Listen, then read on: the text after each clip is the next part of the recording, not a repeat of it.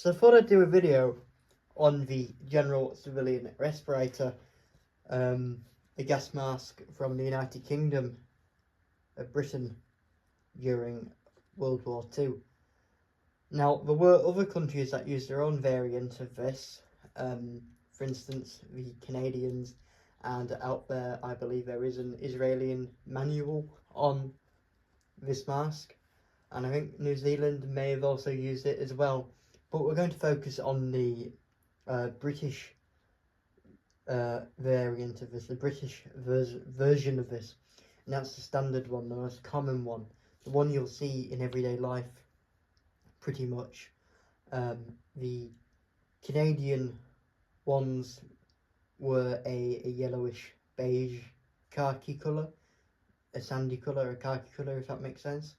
And naturally with New Zealand and Israel, different variants and what have you. We're not going to go into lookalikes because the Type 15, I think it might be Swedish, Type 15 Volks gas mask looks a little bit like this in filter design, the and stuff like that. But we're not going to go into that. We're just going to look at the British version of this, the most common one that you'll come across. So yeah, the General Civilian Respirator, patent filled by Major John A. Sadd on the 10th of January 1935. The goals of this respirator was that it was improved and by means of simplicity. It could easily be mass-produced and therefore suited to civilian use. The General Civilian Respirator was issued to every civilian by the government in the late 1930s and early 40s. Civilians were legally required to have their gas masks with them at all times, and an extensive propaganda campaign was put in place to increase awareness. Now, I don't know exactly the number of these masks issued, but it's somewhere between 38 to 40 million.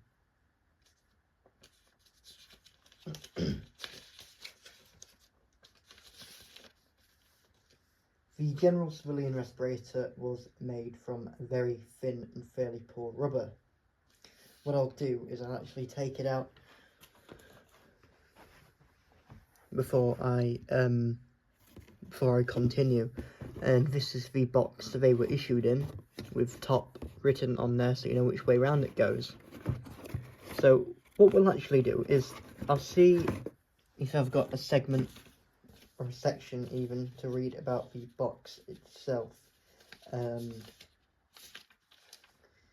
think what I'll do is the mask first.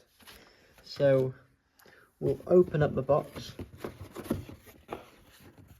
and as you can see, the mask itself, and this is a later version with the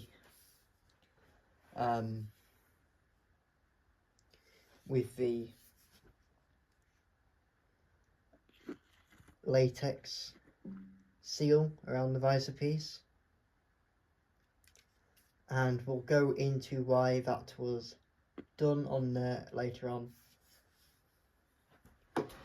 So, as I was reading, the General Civilian Respirator is made from a very thin and fairly poor rubber. The visor pit or eyepiece, visor eyepiece, was made from a non-flammable celluloid sheet that was stitched into place. However, this was a structural weakness of the respirators, and not only that, but it was later feared that gas could seep through the stitch holes. Therefore, this was rectified, and the solution being to apply latex around the stitched areas to create a gas-proof seal. This can be found on later respirator examples. The straps on the mask are very cheap and basic, a 3-point head harness, and the length of the straps is adjusted with safety pins. So as I was talking about, that latex seal going around there to stop gas, or even to create a gas-proof seal as such. What I'll do is I'll get a earlier example and show you the stitching on an earlier example of one.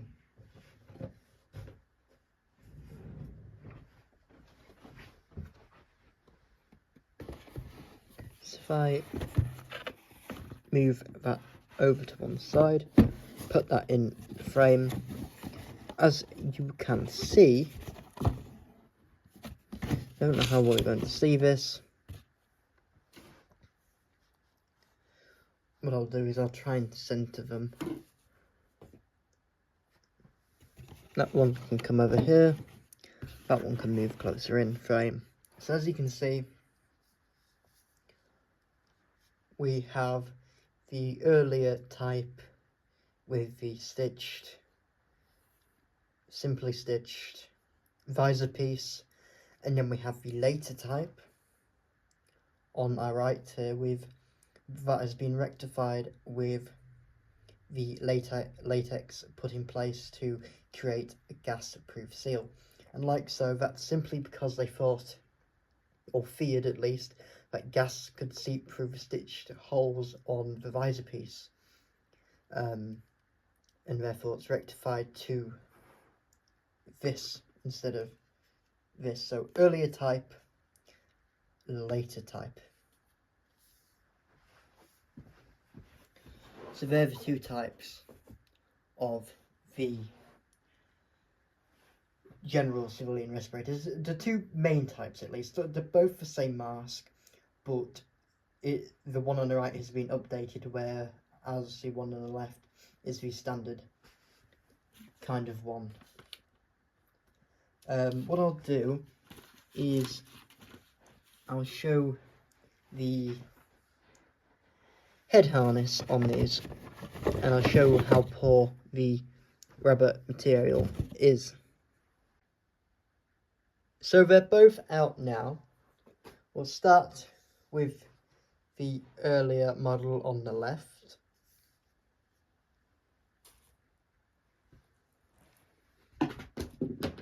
Oops. As you can see, the rubber is very, very thin, extremely thin, very poor basic quality. If I pull that, it'll probably snap, and I won't pull it, but you can see how thin that is, that material, that rubber, very thin. You have, if the camera will pick it up, your 3-point head harness, the buckle in the middle, and the safety pins to adjust the length of the head harness. And as you can see, the buckles are simply sewn onto the rubber or glued on. I don't know how that's been attached, but they're simply fixed to the rubber. This particular size is, and I know you can't see it on frame till I get it up, this one is a medium sized mask, and the safety pins in there. So like I say, front, side,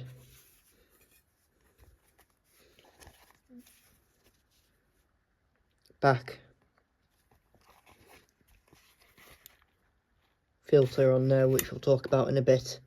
Very poor, cheap design.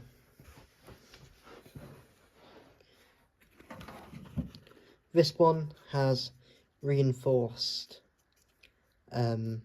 material on the buckles there. This one is a small, yet again safety pins,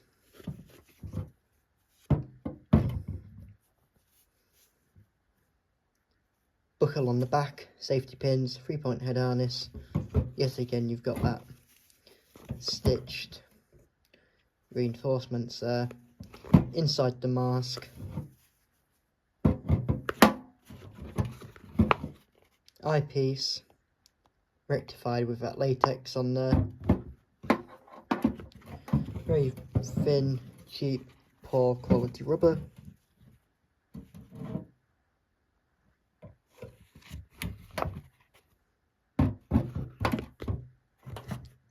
Just like that one, except this one has a context filter added, pre-filter, and this one looks like it has never ever had a pre-filter attached. So what we'll do is we'll move on to the next part of this video. So I hope you can see this in frame. In early 1940, inspections were carried out on civilian respirators, and under the Civil Defence Act, civilians would be fined £5 for repairs or replacements if such damage was caused by negligence. So what we'll do now is we'll talk a bit about the filter itself. The filter is secured to the mask via a rubber band. That's that here. And that could be removed. The particulate layer was made from asbestos wool, however later resin wool. 1935 early models of this mask do not have asbestos in their particulate layers. All filters are stamped with NB and a certain number. For example, MB36, MB37, MB38, MB39 and MB40. The two numbers indicate the year of production, so MB37 would indicate that the filter was produced in 1937, and so forth.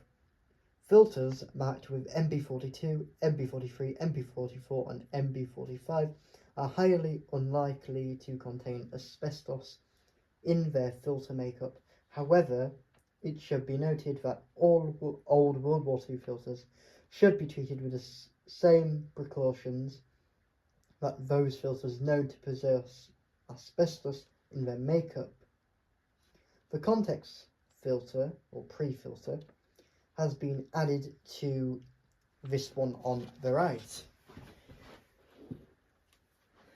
This one here, that's the context filter. These are 19mm thick aluminium anodized green discs that were introduced in May of 1940 to protect or give the protection from arsenic gases that the main filter lacked. These are usually taped on by brown or black adhesive tape.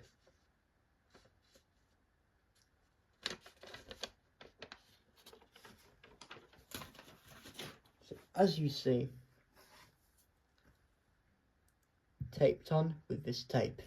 However, this one on the left, interestingly, does not have the pre-filter added.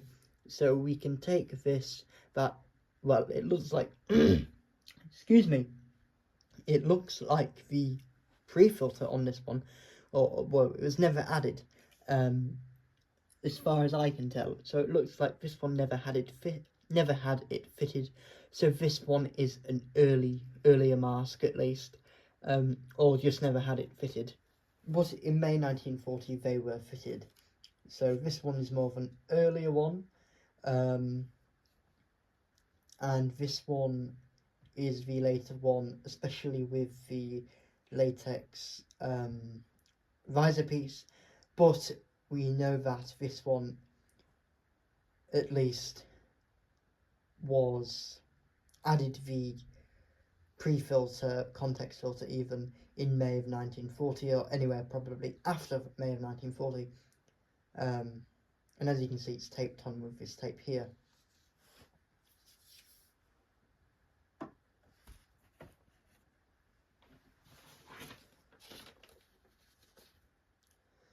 So what I'll do is I'll probably get what I'll probably do is get some containers and show you the differences regarding them.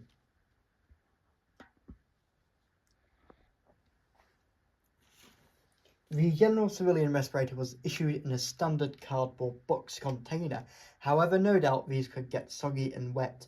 Therefore, private purchase cases and covers for these boxes were available at the own buyer's expense. On the inside of the box, underneath the lid, instructions printed to follow. Packaging of respirator. Now what I'll do is, before I read them, I'll zoom in and hopefully you can see them better. I don't know how well you can see it.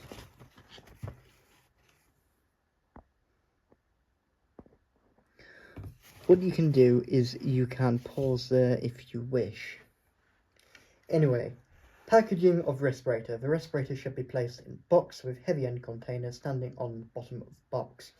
The transparent eyepiece should lie evenly on the top of the container and at full length without any deformation. Keep the respirator in the box in a cool, dry place. When the respirator is required for use, number 1, hold respirator by the straps. Number 2, put on by first putting chin into facepiece and then draw the straps over the head. Adjust and then draw these straps over the head. Adjust straps to obtain close but comfortable fit. Number 3, take off by pulling the straps over the head from the back. Do not take the respirator off by pulling the container upwards over the face. And this box was made by BCC Limited. So they are the instructions on the box. And they're printed on all of the boxes.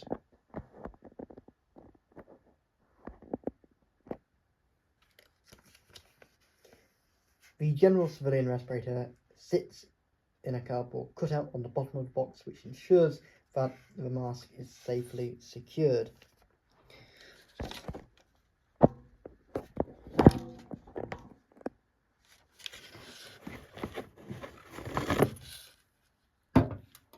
This is the cardboard cutout that mask sits in, and then you've got the bottom of the box, which is stapled together. The entire box is basically just cheap cardboard stapled together, and not all of the boxes seem to age well. As you can see, this one's breaking off on the 2 flaps on the side. A lot of wear across the seams of the boxes,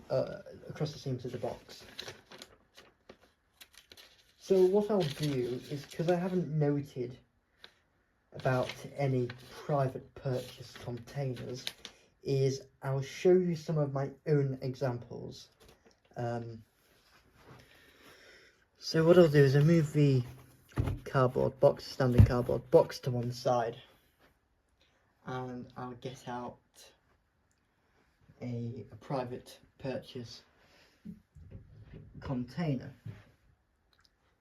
Okay, so with this one, it's the same cardboard box, but it has, let me just straighten the camera up, it has a cover over it. This is a simple cloth cover, perhaps made or privately purchased, and then it has this carrying cloth handle that's simply attached to the sides of the box. So nothing special, but it keeps your mask from getting wet, or at least keeps it more protected, much more protected. On the flap you have a very simple button, a snap button. There would have been a button there, but it's long since gone. You have 2 flaps here which do button together, but I'm not going to force these because these don't really reach. The name of the person and their address, because a lot of the time these were addressed and named. Same instructions, and then you've got the same cardboard box, and this one is a small size, and it's in there.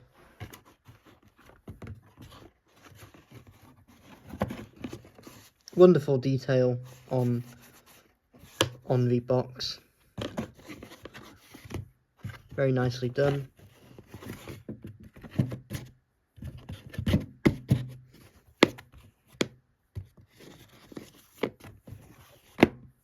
So that's the first example.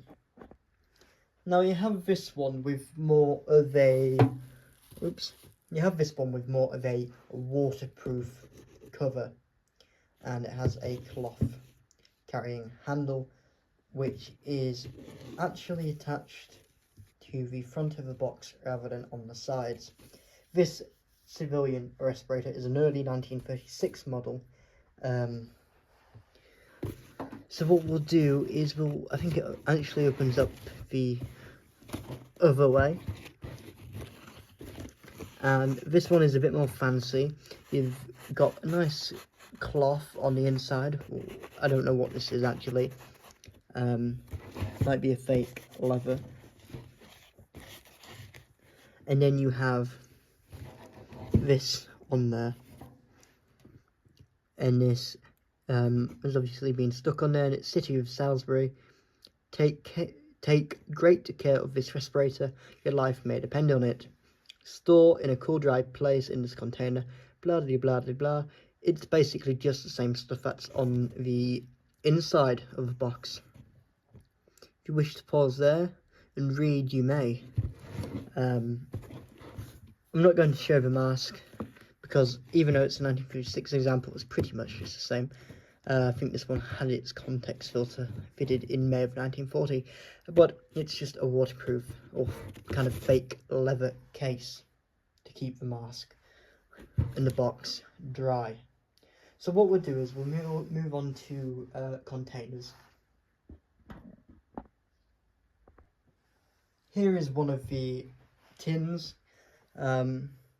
It's a metal tin with loops on it, or bales even, so that you can attach a carrying sling to there, one on the side and one on the top. Now this mask is slightly different to the other ones because it's in black rubber. If I can get the lid open.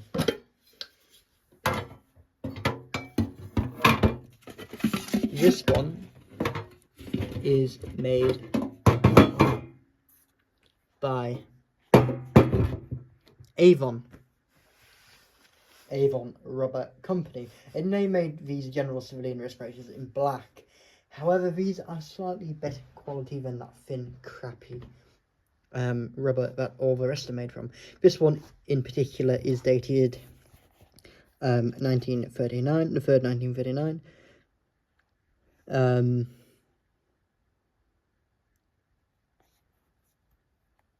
The pre-filter context filter has been taped on.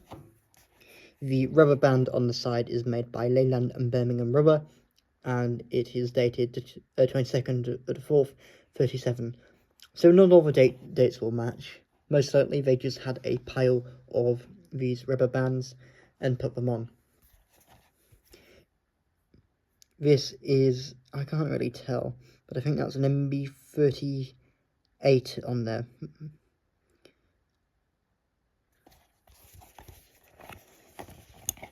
Instead of the size stamp being on the straps, this is on the front, and it's a medium.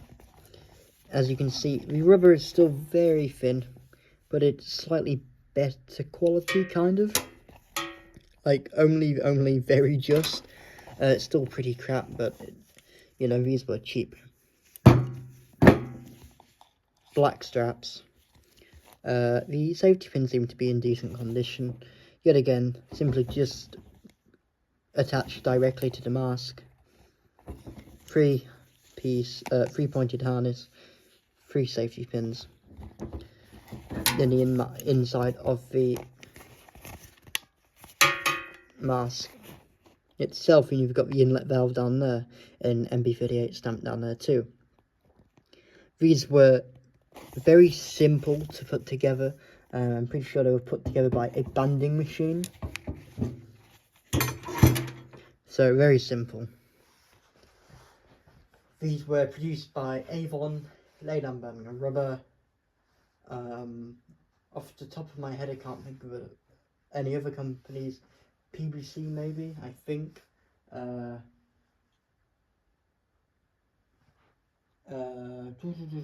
So many companies produce these, and they were also made at Blackburn Mill, but I don't really know if there's a designated producer code for that. Leyland and Birmingham Rubber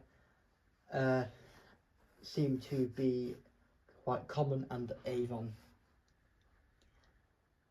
And of course you get a bunch of other companies. You can look online to see the exact companies if you have one and you don't know who made it, because there are details out there. There were also larger tins for the Home Guard, I think, and they also had a name, a slot where you could kind of write a name on the top of the tin, and I think they were also stamped with MB, which I think might be metal box, but I'm not too sure. MB is the code, of course, the factory that made the filters, and 37 is the year of production, like I've already said. They're my few examples of this. What I'll do is I'll show the asthmatic General Civilian Respirator, but I won't go into too much detail regarding it, because this video is already dragging out. So here we have the asthmatic General Civilian Respirator. Same kind of box, and same kind of mask. I only think Avon made these. I'm not going to show you the mask itself, because it's exactly the same, except it has an exhale valve on the front. This one is dated 1941. The green band indicates that it's merino wool in there, so it's not asbestos wool used in the makeup of the filter. Therefore it's safe, but still you don't want to wear it. Nevertheless, that is the asthmatic General Civilian Respirator. I will give you a kind of view of it. As you see, 1941. Same quality of rubber, just has an exhale valve pretty much. With the other ones, you can't breathe through. There is no exhale valve, so basically with the standard one, when you breathe in through the filter, the exhaled air goes out through the sides of the mask, pushes it out through the sides of the mask. However, with this one, if you were to breathe through the filter and exhale through the valve on the front, and these are referred to a lot of the time as flutter valves, because they make a fluttering sound when exhaled. So that's the asthmatic General Civilian Respirator, and that is the last one I'll show you. Bit of a pain in the bum to put away.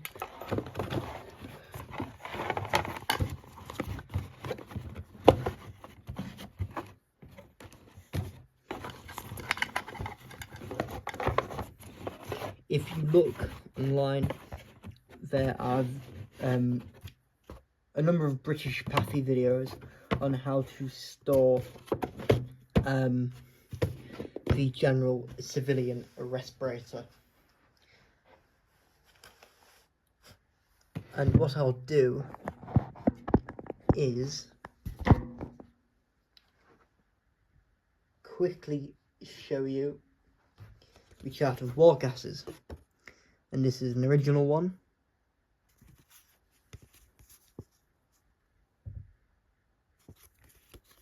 And these were, I believe, shoved through letterboxes, post boxes, on people's front doors to make them aware of the various gases.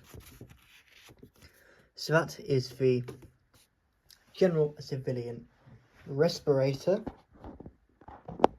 General Civilian Respirator with private purchase boxes and cases, and the asthmatic General Civilian Respirator, and the chart of war gases. Hopefully this video wasn't too boring, and gave you a bit more information on the kind of insight to the General Civilian Respirator. How many times am I going to say that? But nevertheless, hopefully you found it interesting, and I'll see you in the next video.